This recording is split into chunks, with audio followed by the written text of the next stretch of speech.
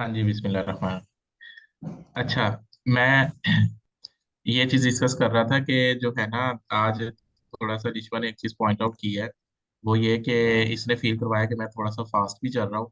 लेकिन सिर्फ आप लोगों को बात समझाने वाली ये है कि देखो, हमारा जो एजेंडा है ना, जो हमने 4.5-5 महीने में करना है, वो ये है।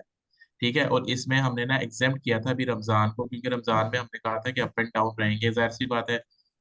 हम अभी फुली जो है टाइम हम में से अगर कोई दे पाएगा तो वो शायद अबूजर दे पाएगा। बाकी फुली टाइम अभी जो है ना कोई भी नहीं दे पा रहा। तो उसमें मैं सिर्फ ये बात मैंने बतानी थी कि ये जो अभी हम कर रहे हैं ना, इसको हम कहते हैं बैक एंड। ठीक है। बैक एंड कह लो या फंडामेंटल कह लो इस चीज को। और ये किसी भी लैंग्वेज पे डिपेंड नहीं करती, यानी कि ये जो कंसेप्ट हम सीख रहे हैं ना, जिस दिन कोई बंदा प्रोग्रामिंग में इंटर होता है ना, उसको सबसे पहले अपने ये कंसेप्ट स्ट्रॉन्ग करने हैं बस।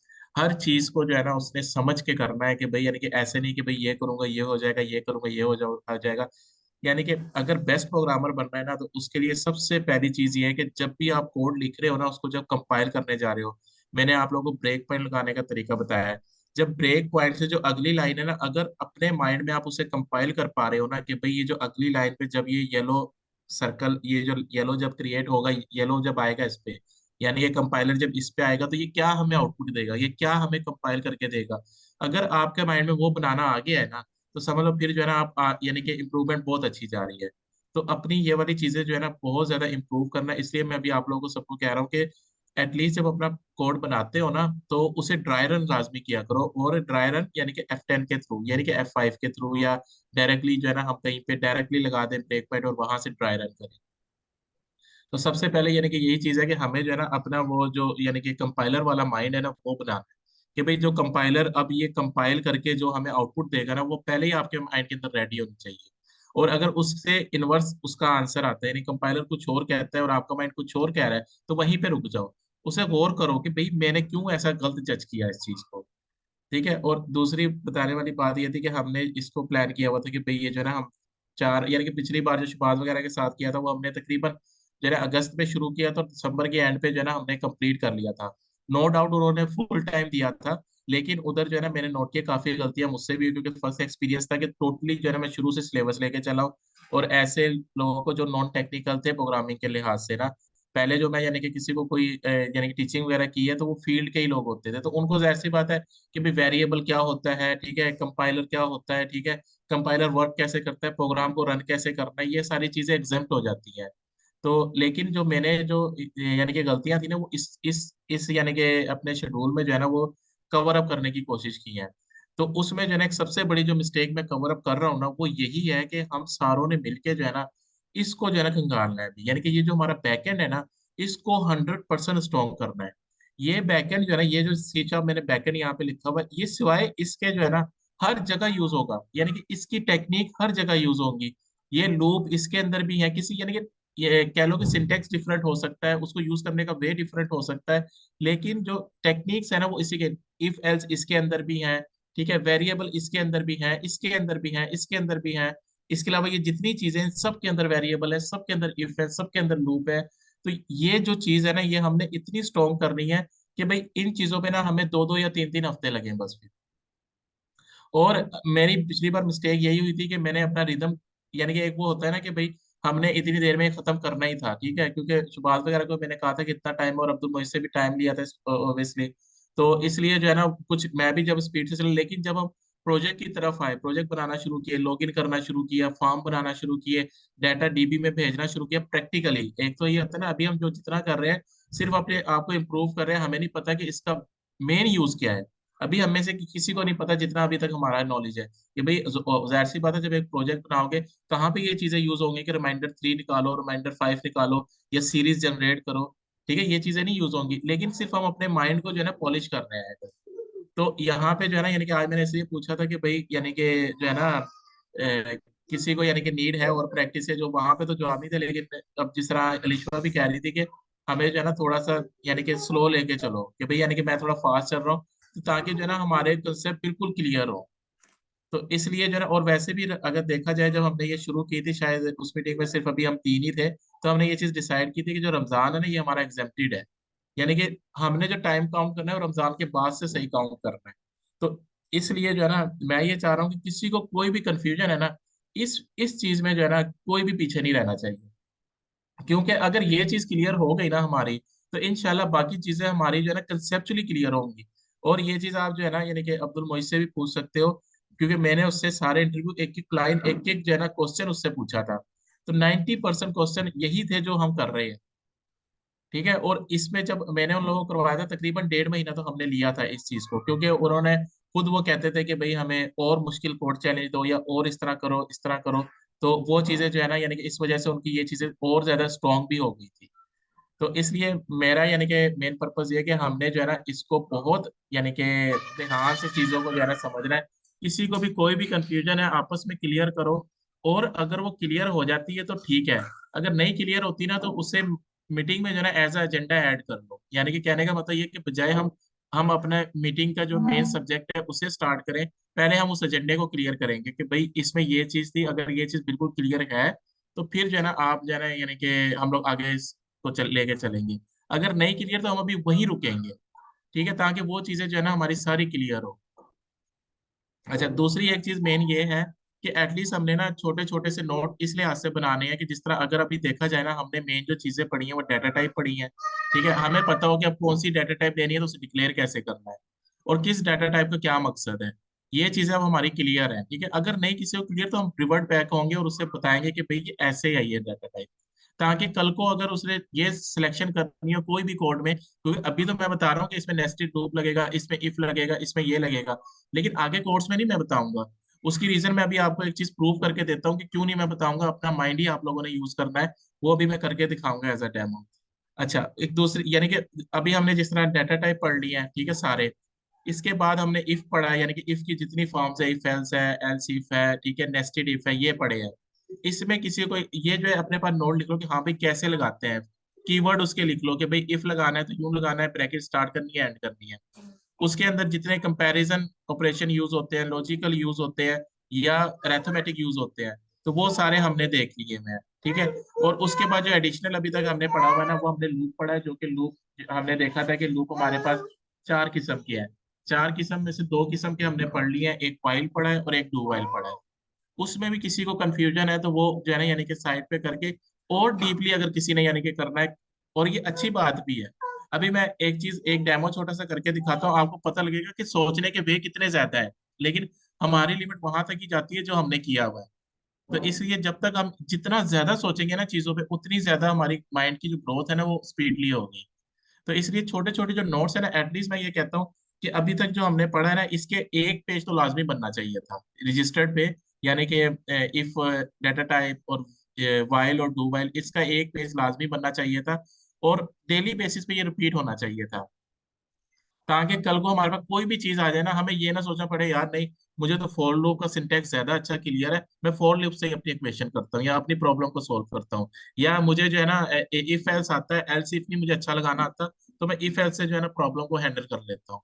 तो जब तक आप ये चीज नेचुरल है कि अगर आपके माइंड में कोई एक ऐसी चीज है ना कि जो बैठ गई है कि ये मुश्किल है, तो वो आप नहीं यूज करोगे। ये एज पर एक्सपीरियंस मैं बता रहा हूँ कि भाई अगर जिस तरह मुझे है कि मुझे एक एक यानी कि डाटा टाइप है, डबल है या फ्लोट है, मुझे डबल ज्यादा इजी लगती है, मैं हमेशा डबल ही यूज करूंगा। कभी हालांकि मुझे अगर फ्लोट यूज करनी पड़ती है, या यानी कि कह लो कि वही जो मैं अगेन बात करूंगा कि हमने जो किया था टाइम, ये कोई आउट तो नहीं हुआ। हाँ, जो हमने टाइम ऑप्टिमाइजेशन की थी और क्या नाम है उसका, मेमोरी ऑप्टिमाइजेशन की थी। अगर वो थिंकिंग हमारे माइंड में नहीं जा रही, तो इसका मतलब है कि अभी तक जो है ना हम उस लेवल पे नहीं पहुंचे। नो डाउट अभी आप सब लोग स्टार्ट में हो, आपका वो लेवल नहीं बनेगा। ठीक है, लेकिन हम कोशिश तो कर सकते हैं ना कि उसी लेवल से हम अपने आप को स्टार्ट करें। ठीक है, तो ये चीज मुझसे पिछली बार गलती हुई थी बहुत बड़ी। तो जो है ना मैंने कहा था कि हम जो है ना इसलिए अगर अब देखा जाए ना, तो मैं बिल्कुल वैसे चल रहा हूँ कि भाई यानी कि पहले वाली चीजें जो है ना वो पहले क्लियर कर रहा हूँ। अच्छा, अब ये सिर्फ इतनी चीजें थी, अब जो है ना एक सिर्फ मैं अपने वो असाइनमेंट की तरफ आने लगा हूँ। ये असाइनमेंट ये है। अच्छा, इससे पहले ना एक चीज बेशक राइट डाउन कर लो कि हमारे पास प्रोग्रामिंग में ना चीजों को मैयर करने का ना एक एलिमेंट होता है। जिस तरह के हम एरिया मैयर करते हैं ना, उसको हम सेंटीमीटर में मैयर करते हैं। ठीक है, सेंटीमीटर अगर 1000 हो जाए तो वो मीटर बन जाता है। ठीक है, और 1000 मीटर हो जाए तो वो 1 किलोमीटर बन जाता है। इसी तरह अगर हम जो है ना इसको प्रोग्रामिंग में जो है ना वो करते हैं ना यूज, उस चीज का नाम है बिग ओ। ठीक है, उसको ना हम बिग ओ में जो है ना रिप्रेजेंट करते हैं कि भाई इस चीज की कम्प्लेक्सिटी कितनी है, उसको हम बिग ओ में रिप्रेजेंट करते हैं। ठीक है, यानी कि अगर आपने अब कभी भी ये चीज बोलनी हो ना कि भाई इसकी टाइम कम्प्लेक्सिटी कितनी है, तो वो बिग ओ में रिप्रेजेंट होती है कि इसकी बिग ओ एन है, या इसकी बिग ओ N-1 है। ठीक है, अब ये एन और -1 ये क्या होते हैं वो अभी आपको समझ आ जाएगी। अब जिस तरह एक मैंने जो है ना असाइनमेंट दी थी, सबने सही की है, कोई इसमें इशू नहीं है, और अगर मैं भी होता तो ऐसे ही करता जैसे आप सब लोगों ने की है। ठीक है, लेकिन मैं सिर्फ उसको अब एक यानी कि कह रहा हूँ इम्प्रूव करने का तरीका बता रहा हूँ कि और कितनी वो इम्प्रूव हो सकती थी। जिस तरह एक असाइनमेंट थी कि जिसमें मैंने कहा था कि यूजर से इनपुट लेनी है, और उसके अंदर जितने डिवाइडर 3 है ना वो हमने कैलकुलेट करने हैं। ठीक है, उसको मैं जल्दी से लिख लेता हूँ। Console dot write line, user को कहता हूँ इंटर नंबर, जो उस यूजर इनपुट करेगा उसको मैं कन्वर्ट करवा के अपने पास रख लेता हूँ।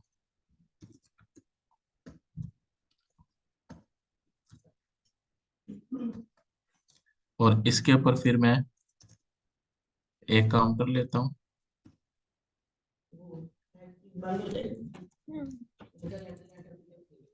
और इसको 1 से स्टार्ट करता हूँ। जब तक मेरा ये काउंट लेस देन या इक्वल टू है इनपुट से, उसको मैंने क्या किया था, उसका मैंने रिमाइंडर 3 को चेक किया था। If this count remainder 3 equal equal 0 है, तो उसको मैंने प्रिंट करवा रहा हूँ, या उसको मैं राइट लाइन एक प्रिंट करवा कर हूँ इधर, और एक स्पेस भी दे रहा हूँ बाद में, और काउंटर में यहाँ पे प्लस भी कर दूँ। अच्छा, यहाँ पे प्रोग्राम रोकने के लिए सिर्फ मैं कंसोल रीड लाइन कर रहा हूँ। अच्छा, अब मैं इधर देखो इसको रन करता हूँ। मैंने ब्रेक पॉइंट वगैरह नहीं लगाया क्योंकि सबने माशाल्लाह ठीक किया हुआ था, तो इसके लिए इसकी जरूरत नहीं है।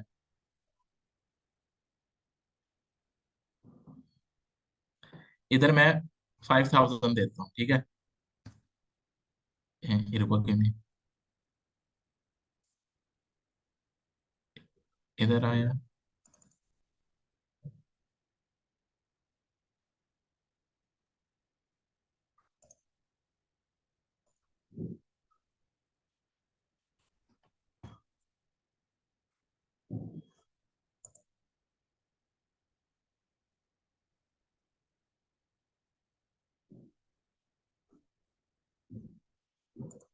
ये कहीं पे ब्रेक हो रहा है, इसका मतलब इनपुट में। अब मैं इधर लगा लेता हूँ अपना ब्रेक पॉइंट।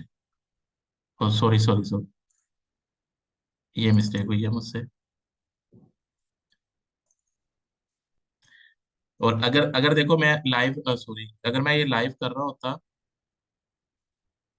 जिस तरह मैं इसे ही करता, अब मैंने इधर क्योंकि ब्रेक पॉइंट लगा लिया है, अब मुझे पता चल जाता कि भाई ये जो मैंने 5000 इंटर किया है, इसमें 5000 नहीं आया, 53 आया। तो मुझे पता लग जाता कि मेरी मिस्टेक कहाँ पे है। ठीक है, ये ब्रेक पॉइंट लगाने का मेन फायदा होता है।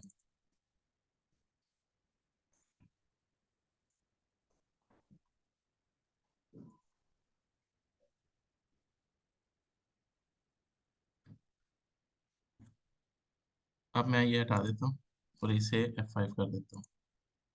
ठीक है, ये यहाँ पे आया। ये देखो, ये इसने सारे सीरीज जनरेट करवा दी है जो डिवाइडर है 3 के। ठीक है, अब इसकी ना हम कॉस्ट निकालते हैं कि कॉस्ट इसकी बनी क्या है। फॉर एग्जाम्पल हम अज्यूम करते हैं एक, ये जो इसने प्रोसेसिंग की है ये वाली, ये हम अज्यूम करते हैं कि ये वैसे तो मिनी सेकंड में लेते हैं ये, लेकिन हम इसे अज्यूम कर लेते हैं 1 सेकंड लेती है। ठीक है, अब अगर देखा जाए तो इसके अंदर ये भी एक कैलकुलेशन हो रही है, यानी इक्वालिटी चेक कर रही है, और ये कितने सेकंड ले रही है, 1 सेकंड ले रही है। यानी कि ये 1 सेकंड और 1 सेकंड, एक ट्रांजैक्शन को यानी कि एक नंबर को उसको प्रोसेस करने में कितना टाइम लग रहा है, 2 सेकंड। ठीक है। तो अगर ये 2 सेकंड लग रहे हैं, तो जो नंबर इधर यूजर इंटर करेगा उसका मल्टीप्लाई बाय 2 जो है ना, उतना टाइम कंज्यूम होगा इसका। ठीक है। यानी कि अगर मैंने अब 5000 इंटर किया था, तो ये 1 से स्टार्ट होगा और कहाँ तक जाएगा, 5000 तक जाएगा। हर बार पहले ये प्रोसेस करेगा, देखेगा कि मैं इसके अंदर जाऊं कि ना जाऊं। उसके बाद वो ये प्रोसेस करेगा, देखेगा कि मैं इसके अंदर जाऊं कि ना जाऊं। तो टाइम कितना लग रहा है, यानी कि अज्यूम कर रहे हैं, चलो मिली सेकेंड ही लगा लो, कि एक ट्रांजेक्शन को प्रोसेस करने के लिए उसे 2 मिली सेकेंड लग रहे हैं। तो इसका मतलब है कि जो यूजर ने इधर इनपुट की है, मैं उसे ये अज्यूम कर सकता हूँ कि वो जो इनपुट उसने की है उसको टाइम कितना लग रहा है टोटल। इनपुट मल्टीप्लाई बाय 2, यानी कि यूजर जो भी इनपुट करेगा उसका 2, जितना भी वो बनेगा वो उतना हमारा मिली सेकेंड में टाइम लग रहा है। MS लिख देता हूँ, ठीक है। यानी इतने मिली सेकेंड हमें उस प्रोसेस करने में। अब अज्यूम करो अगर यूजर इधर 1 लाख इंप्लीमेंट इंटर कर देता है, 1 मिलियन इंटर कर देता है, उसे तो आउटपुट चाहिए ना। ठीक है। अब ये वो था कि जो आप सब लोगों ने किया है और ठीक किया है, इसको मैं कुछ भी गलत नहीं कह रहा, लेकिन अब एक प्रोग्राम ना मैं लिखने लगा हूँ, ठीक है।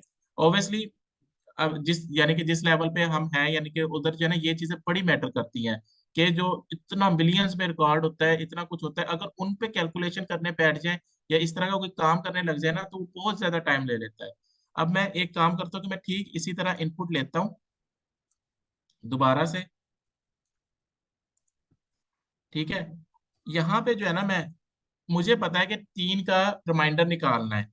मैं ये कहता हूँ कि भाई जब तक ये मेरा काउंट जो है ना वो लेस देन है, इन लेस देन और इक्वल टू है इनपुट से। ठीक है। और ये मैं काउंट ना मैं 1 से नहीं स्टार्ट करता, मैं स्टार्ट करता हूँ 3 से। ठीक है। जब भी ये यानी कि इस कंडीशन को ट्रू करे, तो उसके अंदर जो है ना मुझे ये प्रिंट करवा दे। ठीक है। अब मुझे पता है कि ये जो काउंट है ना, ये जो काउंट है ये हमेशा अगले 3 पे डिवाइडेड बाय 3 बनेगा। यानी कि इसे मैं +1 नहीं कर रहा, ये अगले 3 पे जो है ना हमारा डिवाइडर बाय 3 बनेगा। तो इसलिए ये चीज मुझे मैथ सिखाती है कि भाई अगर तुम लोगों ने जिसका रिमाइंडर लेना है, तो उसको आप उतने यानी कि ऐड करोगे, तो अगले उस पे जाके वो 0 बनेगा। ये बात अगर किसी को नहीं समझ आई तो हैंड्स अप कर ले, तो उस हैंड राइज कर ले, तो उसको जरा मैं और क्लियर कर देता हूँ। लेकिन ये मैथ का सिंपल है कि भाई देखो, पहला डिजिट 3 आया, 3 यहाँ पे हो गया, ठीक है।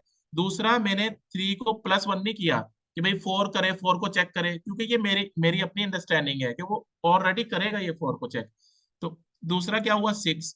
देखा मैंने 6 इससे छोटा है, मैंने कहा हाँ छोटा है, उसको भी तो रिकॉर्ड कर देगा। फिर अगला क्या करेगा, वो 9, क्योंकि वो 3 प्लस कर रहा है। जब वो अगला 9 करेगा, तो इसको भी वो सिर्फ ये कंडीशन वैलिडेट करनी है।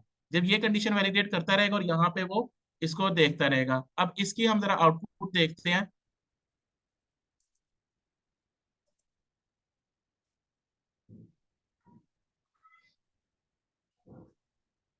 इधर मैंने अगेन 5000 इम्प्लीमेंट दिया। ठीक है, ये मेरे पास रिकॉर्ड आ गया। ठीक है। अब अब अगर देखा जाए, तो ये वाला जो है ना, यानी कि ये वाला, अब ये इसकी हम बिगो निकालते हैं कितनी है।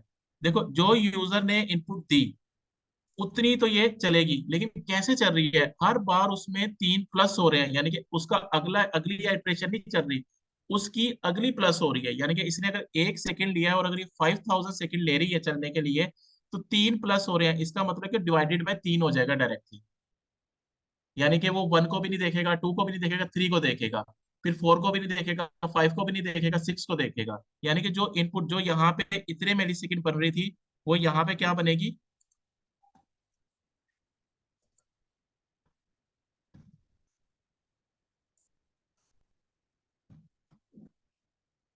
3 मिली सेकंड। अब ये एज्यूम कर सकते हो कि ये कितना बड़ा ह्यूज डिफरेंट है। और ये जो आउटपुट जनरेट हो रही है वो सेम हो रही है जो इसमें हो रही थी हमारी। ठीक है। तो ये इसमें देखो कि ये तो यानी कि जो 2 कंडीशनें लगी थी वो भी एक हो गई, और जो एक हुई है वो भी सिर्फ उसी वक्त चली है जब उसका एग्जैक्ट पॉइंट आएगा। और इसको भी सिर्फ हमने इसलिए चलाया कि जब तक चलाना है जब तक ये इससे छोटा नहीं है, क्योंकि ये तो हमारे पास लगेगा ही लगेगा। ठीक है। तो ये कहते हैं कि भाई ये जिस तरह अपने जब एक असाइनमेंट कर लो, अगर आपको लगता है कि ये इजी थी, टाइम ज्यादा था इसमें, तो उसे और मॉडिफाई करने की कोशिश किया करो। तो आई होप कि ये चीज समझ आई होगी। अगर किसी को नहीं समझ आई तो हैंड राइज कर ले, उस पर और डिस्कस कर लेते हैं।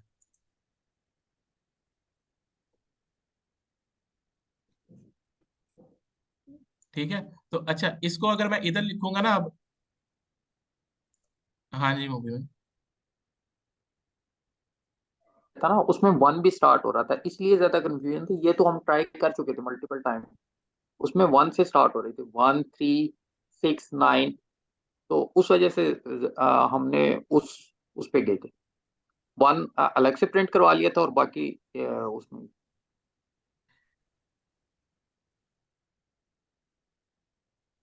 वन पे तो आप वैसे जो है ना वो वैसे भी लिख सकते हो ना, कंसोल डॉट राइट में लिख के उसके बाद आगे ही फॉर्मूला भी अप्लाई कर सकते हो।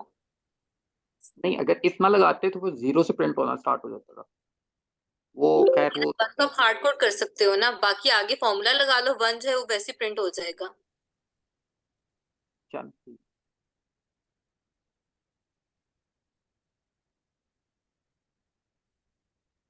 हाँ, इसमें ना ये चीज हम कर सकते हैं। ये अगर ये चीज हमारी स्किप हुई है तो इस तरह करके इसको अलग से प्रिंट करके उसको फिर आगे कंटिन्यू कर सकते हैं।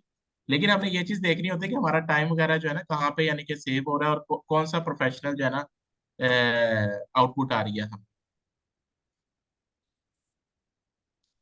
अच्छा, अगर हम इसको जो है ना यहाँ पे लिखेंगे ना, तो इस तरह करके लिखेंगे कि पहले की जो हमारी बिगो बनी है ना, वो बनी है एन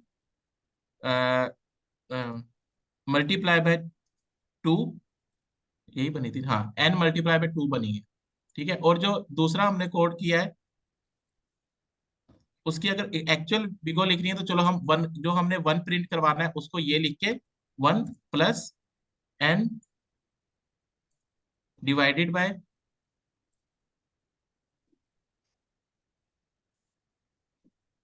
थ्री। लगी इस बात की समझ? नहीं। देखो, जो हमने पहली पहली की वो जो अभी हमने तक असाइनमेंट किया है उसकी ये बिगो हमने प्रूव की थी कि ये बनी है कि जितनी यूजर इनपुट देगा उतने मल्टीप्लाई बाय टू होंगे। ठीक है ना, एक एक एक ये हो रहा है और एक ये हो रहा है। ठीक है। ठीक है, यानी कि एक प्रोसेसिंग ये हो रही है, एक प्रोसेसिंग ये हो रही है।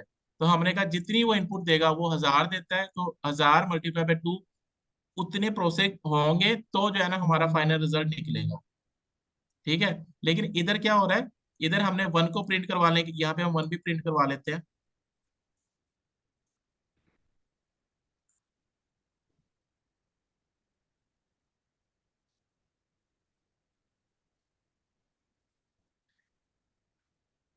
वन को प्रिंट करवाने के लिए हमने कहा कि एक एक राउंड वो होगा, और उसके बाद कितनी बार वो चलेगा, जितने आए हैं, क्योंकि वो तीन को स्किप कर रहा है ना बीच में से।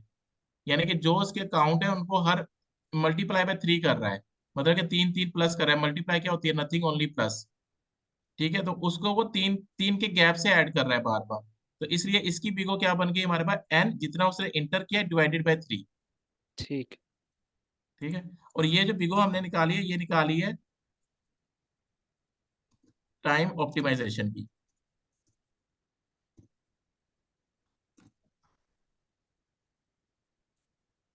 ठीक है, तो इस तरह करके ना यानी कि टेक्निकल में जो है ना ये बात की जाती है कि इसकी टाइम ऑप्टिमाइजेशन करो या मेमोरी ऑप्टिमाइजेशन करो। मेमोरी यहाँ पे क्योंकि इतनी यूज नहीं हुई, सिर्फ एक ही वेरिएबल है, वो वन है। और ये देखा जाता है कि हमेशा हमारी जो बिगो है ना वो कांस्टेंट रहनी चाहिए। कांस्टेंट मतलब ये होता है कि उसमें कोई चीज मल्टीप्लाई ना हो रही हो, यानी कि एन ना मल्टीप्लाई हो रहा हो। जो यानी कि बिगो कांस्टेंट होती है ना, वो सबसे अच्छी बिगो होती है। लेकिन ये हम आस्ता आस्ता और सीखेंगे इस चीज को, यानी कि किस तरह हमने जो है ना ये चीज जज करनी है कि हमारा कौन सा कोड प्रोफेशनल है। तो अब हम अपने टॉपिक की तरफ मूव करते हैं। जो आज हमने देखना है ना, वो देखना है स्विच केस। ठीक है। अच्छा, ये जो स्विच केस होता है ना, ये एग्जैक्टली कॉपी है इफ एल्स की, यानी कि ये इफ एल्स ही होता है एक्चुअली। लेकिन अब हर किसी के माइंड में ये क्वेश्चन आएगा कि भाई फिर जब इफ एल्स हमारे पास है तो फिर जो है ना स्विच केस क्यों इम्प्लीमेंट किया गया। यानी कि क्यों, यानी इफ एल्स जब है हमारे पास और ये उसका ही रेप्लिका है, तो हमारे पास क्यों जो है ना ये स्विच केस अलग से इम्प्लीमेंट किया गया। पहली चीज ये कि जो इफ एल्स है ना वो ज्यादा यानी कि हमें फंक्शनैलिटीज देता है, ज्यादा अच्छे बिहेवियर देता है, और ज्यादा कह लो कि ज्यादा ज्यादा ऑपरेशन पे जो है ना हमें काम करने देता है। जबकि जो स्विच केस है ना ये वो इतनी ज्यादा हमें फंक्शनैलिटीज नहीं देता। लेकिन अगेन वही इस क्वेश्चन के फिर ये इंट्रोड्यूस क्यों हुआ। ठीक है, इसके लिए जो है ना एक छोटी सी मैं एग्जांपल लेना चाहता हूँ। वो ये कि देखो, अगर आपके माइंड में यानी कि बात यानी कि आपने जाना है शॉपिंग के लिए, ठीक है, और आपके माइंड में है कि आपने ना सिर्फ बुक्स लेनी है बस, और कुछ भी नहीं लेना, यानी क्योंकि आपका टारगेट ये है उस टाइम का कि आपने बुक्स जाके बाजार से लेनी है, ठीक है। अब आप जो है ना प्रायोरिटी किसको दोगे? प्रायोरिटी किसको, उस मार्केट को दोगे कि जहाँ पे सिर्फ बुक्स है, यानी कि अगर लाहौर की मैं बात करूँ तो वहाँ पे उर्दू बाजार है, जहाँ पे सिर्फ बुक्स अवेलेबल है, बाकी कुछ भी नहीं मिल सकता वहां से, ठीक है। तो प्रायोरिटी उसको दोगे, या प्रायोरिटी ऐसे ऐसी जगह को दोगे जहाँ पे बुक्स भी हैं, जिसे एक एक एग्जांपल ले लेते हैं मॉल वगैरह, जहाँ पे हमें बुक्स भी, ये ऐसा नहीं है कि नहीं मिलेगी, बुक्स भी मिल जाएंगी वहां से, लेकिन उधर बाकी और शॉप्स भी हैं, ठीक है। उस केस में आप लोग क्यों प्रायोरिटी उर्दू बाजार जाने की दोगे? कि कुछ देखो, जब आप मॉल जाओगे ना, आपके पास यानी कि डायरेक्ट सारी बुक्स की शॉप एक जगह नहीं होगी, लेकिन हमें पता है कि उर्दू बाजार में सारी बुक्स की शॉप ना एक जगह है, ठीक है। तो हमें जो है ना मैक्सिमम यानी कि मिनिमम टाइम में जो है ना मैक्सिमम जो हमारी रिक्वायरमेंट होगी ना वो जल्दी कंप्लीट हो जाएगी। लेकिन मॉल में जब आप जाओगे एक शॉप से दूसरी शॉप पे जाने के लिए, मे भी दरमियान में गारमेंट्स की शॉप भी आए, ठीक है, बीच में सुपरमार्केट भी आए, इसके अलावा जो है ना और जो कोई फूड कोर्ट वगैरह, ये सारी चीजें भी क्रॉस करनी पड़े। क्यों? क्योंकि वहां पे जो है ना मल्टी चीजें हैं, वहां पे बहुत ज्यादा चीजें हैं। हाँ, अगर आपकी रिक्वायरमेंट ये हो कि आपको बुक्स भी चाहिए, साथ साथ यूनिफॉर्म भी चाहिए, साथ साथ आपने जो है ना ऐसी चीजें लेनी है जो जरूरत की हो, गारमेंट्स वगैरह लेनी है ऑफिस के लिए, यानी कि कपड़े वगैरह लेने हैं, इस तरह की चीजें लेने हैं, तो आप जाहिर सी बात है मॉल को प्रेफर करोगे। लेकिन अगर आपने सिर्फ बुक्स लेनी है तो आप सिर्फ उर्दू बाजार जाओ।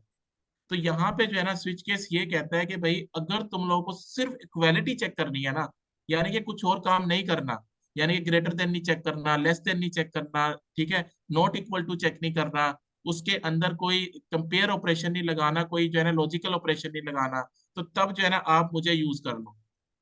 अब अगेन यहाँ पे ये क्वेश्चन है कि क्यों यूज करें? अब एग्जाम्पल में तो समझ आ रहा है ना, जिस तरह के भाई अगर हम उर्दू बाजार जाएंगे तो एक तो स्पीडली हमें, क्योंकि एक से दूसरी शॉप बुक शॉप है, फिर तीसरी शॉप भी बुक शॉप है, एक से नहीं मिली फौरन दूसरी से मिल जाएगी, फौरन तीसरी से मिल जाएगी। लेकिन वही चीज अगर हम मॉल में ढूंढेंगे, बेशक वो वहां पे पड़ी होगी, लेकिन हमें उसके लिए सर्च करनी पड़ेगी पूरी, वहां जाना पड़ेगा, वहां नहीं मिली दूसरी जगह जाना पड़ेगा, और उस जाने में जो टाइम लग रहा है वो जाहिर सी बात है, पूरा मॉल है और भी चीजें हैं उसके अंदर, तो वो टाइम कंज्यूमिंग हो रहा है बहुत ज्यादा।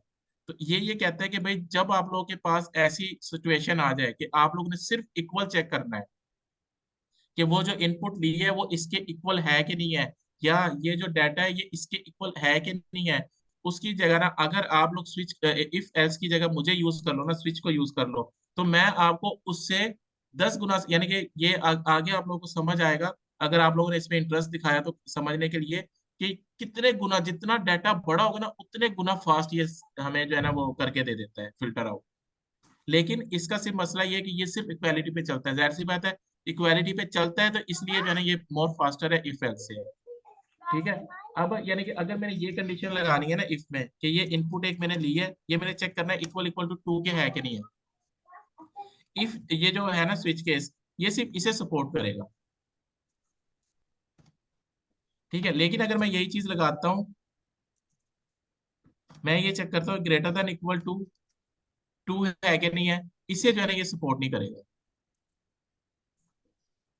सिर्फ इक्वालिटी को सपोर्ट करेगा, और इसी वजह से ये फास्ट है।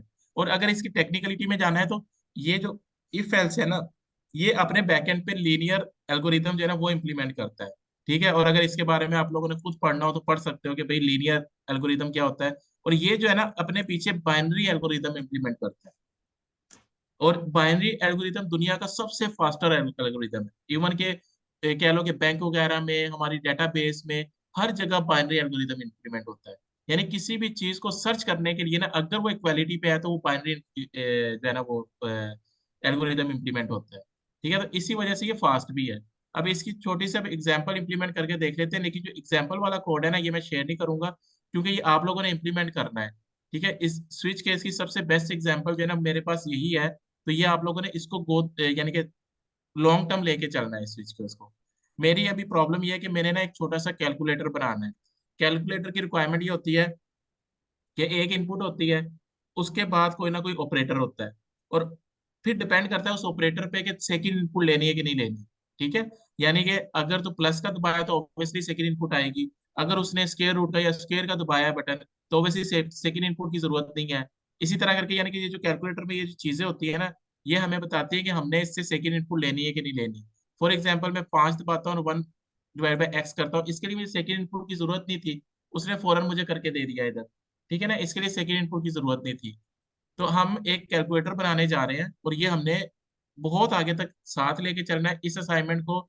ये कह लो कि जब मैं कहा करूंगा कैलकुलेटर में ये चीज ऐड करो, तो तब आप लोगों ने कैलकुलेटर में ही वो चीज ऐड कर, यानी कि अपनी इसी असाइनमेंट में ही ऐड किया करनी है, क्योंकि ये सबसे बेस्ट असाइनमेंट होती है एक कह लो कि एक मैथ को इम्प्लीमेंट करने के लिए।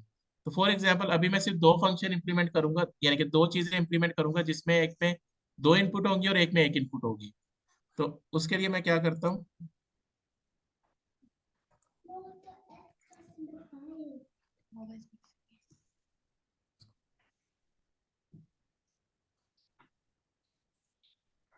सबसे पहले मैं उसे शो करवा देता हूँ कंसोल डॉट राइट लाइन।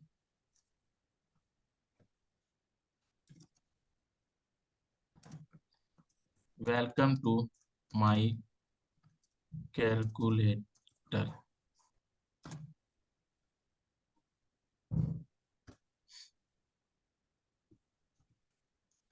इसे इधर मैं आप कहता हूँ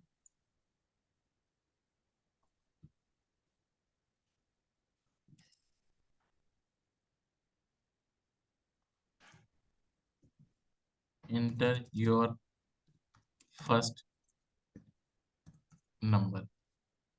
नंबर नहीं, मैं इसे वैल्यू कहता हूँ, और इसे इक्वल लगवा देता हूँ इधर। इस वैल्यू को मैं स्टोर करा लेता हूँ, क्योंकि अभी मैं एज्यूम किया हुआ हूँ, वो पहले से ही एज्यूम किया हुआ हूँ कि भाई हम लोग बेस्ट वे लेके चल रहे हैं। और इसे कह देता हूँ मैं वैल्यू वन। ठीक है, उसके बाद मैं दोबारा उससे इनपुट लेता हूँ, इंटर योर ऑपरेटर। और इस ऑपरेटर को मैं स्ट्रिंग में स्टोर करता हूँ, क्योंकि मुझे पता है इधर वो प्लस भी दे सकता है, माइनस भी दे सकता है, ठीक है, इस तरह स्क्वायर रूट भी दे सकता है। और इसको मैं ओपी कर देता हूँ ऑपरेटर। ठीक है, अब मुझे इसमें कंकैटिनेट की जरूरत नहीं है, क्योंकि ये जो डिफॉल्ट इनपुट लेता है वो हमारी क्या होती है, स्ट्रिंग में ही होती है। अब मुझे पता है कि मैंने इसकी इक्वालिटी चेक करनी है। ठीक है, इसकी इक्वालिटी चेक करने के लिए अब मुझे इफ, यानी कि मैं इफ भी लगा सकता हूँ यहाँ पे, और जिनको यानी कि स्विच का मेन यानी कि कह लो कि बेनिफिट नहीं पता, वो इफ ही लगाएंगे। लेकिन मुझे पता है इसका बेनिफिट स्विच का, तो मैं क्या करता हूँ, स्विच लगाता हूँ। इसका सिंटैक्स ये, जिसको इक्वल में देखना होता है ना, उसको हम इस ब्रैकेट में लिखते हैं। उसके बाद अगेन ब्रैकेट स्टार्ट हुई, और यहाँ पे फिर लगते हैं केस। मैं कहता हूं जब ये इक्वल है प्लस के,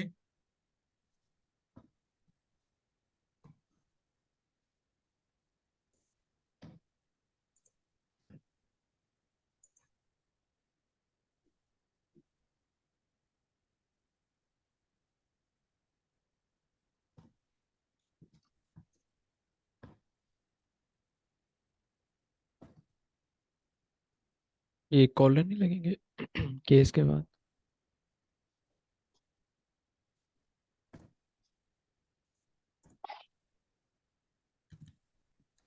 शोएब ब्रैकेट से मूव कर दें। नहीं ठीक हो गया।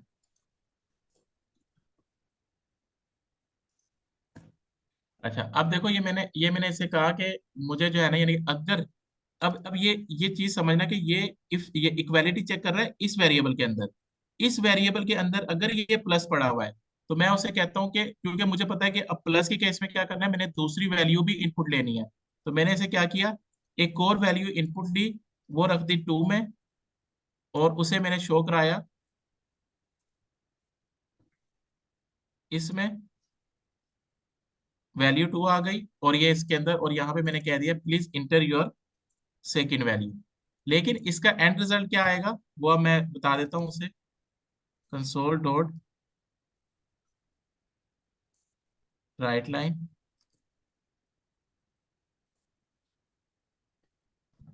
योर आंसर इज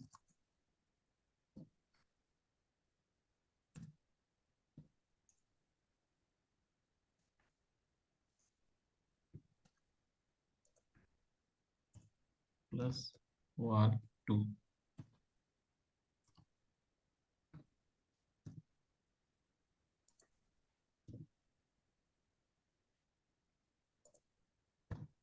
ठीक है। और ये मैं डिफॉल्ट में लिख देता हूँ,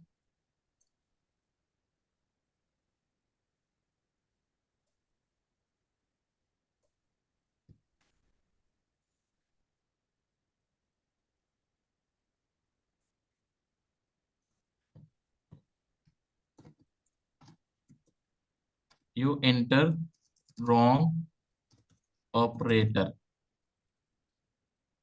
ठीक है। और इसको मैं चाहता हूँ कि ये बार बार चले, इस पे जो है ना मैं डू वाइल लगा लेता हूँ कि ये हमेशा मेरे पास चलता रहे। बाकी ओब्वियसली इसके अंदर हम वो चीज इंप्लीमेंट कर सकते हैं कि भाई अगर वो एग्जिट होना चाह रहा है तो स्विच के बाहर हम उसे दे दें इधर कि भाई if you want to exit please press Y. तो उस वाई की कंडीशन को हम यहाँ पे चेक कर लें।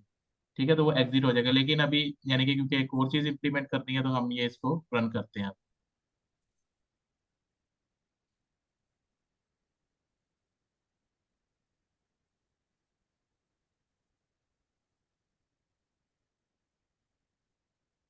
ठीक है, ये मेरा कैलकुलेटर आ गया, वेलकम टू माय कैलकुलेटर। इधर मैं कहता हूँ कि वो इंटर करे अपनी वैल्यू, फॉर एग्जाम्पल 45 इंटर किया। अब वो कहता है ऑपरेटर इंटर करें। अब मुझे पता है अभी मैंने सिर्फ प्लस जो है ना यूज किया हुआ है, तो इसे मैंने प्लस इंटर किया। अब वो कह रहा है कि सेकंड वैल्यू भी इंटर करें इधर अपनी। तो सेकंड वैल्यू मैंने 50 इंटर की, तो मेरा आंसर आ गया कि योर आंसर इज 95। तो अगेन मेरा कैलकुलेटर दोबारा स्टार्ट हो गया। ठीक है। अच्छा, इसके लिए ना एक छोटी सी यानी कि 10 मिनट और हमारे अभी लगेंगे, क्योंकि मैंने एक फंक्शन ऐसा बना के दिखाना है जिसमें सिर्फ एक वैल्यू हो और एक ऑपरेटर हो। ठीक है, तो उसके लिए जो है ना तहरीम आप या अबूजर आप रिक्वेस्ट भेज दो मीटिंग की, तो उससे हम फिर कंटिन्यू करते हैं।